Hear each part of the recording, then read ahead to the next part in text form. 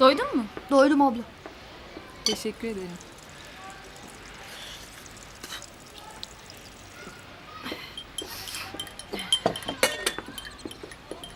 Hadi abla. İyi dersler canım. Sağ ol. Koçer, Nehir ablanı öpmeyecek misin? Öpmez olur muyum? Canım. İyi dersler. Sağ ol. Önce savcılıktan izin çıkaralım. Çıkaralım. Alem'i bir görelim. Sonra işe bakarız. Tamam. Tamam? Savcı yakın tanıdığımız. Hocam günaydın. Günaydın. Nehir bacı hoş geldin. Hoş bulduk. Nereden tanıyor bu beni? Yoksa Ziya bu mu? Evet, işte Ziya bu. İyi bir çocuktur.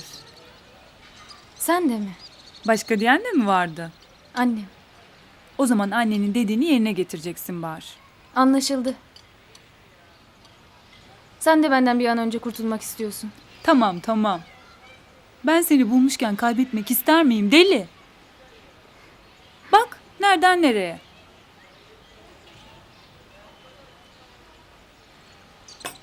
Ayrılırken birbirimize sarılıp ağladığımız günleri hatırla. Ben sana kurban olurum Bahar. Canım benim. Canım. Canım benim. Unutur muyum hiç şükür kavuşturana?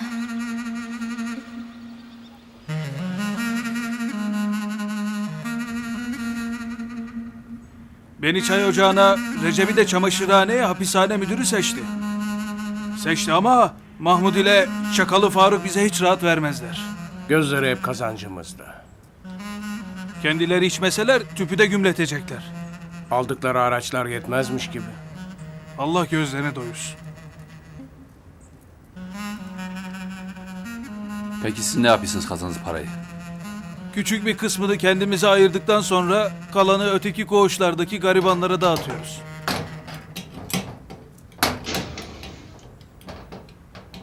Aç. Oturun. Bir durum mu var Ökeş? Ziyaretçim var. Allah Allah. Benim tanıdığım yok burada. Hemen mi? Hemen. İyi gidelim.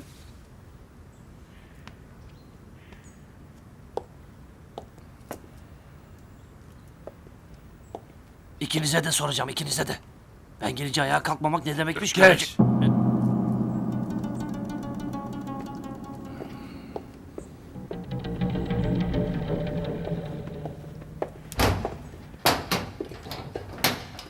Görüş günü değil, bir şey değil. Nereden çıktı bu ziyaret gardiyan?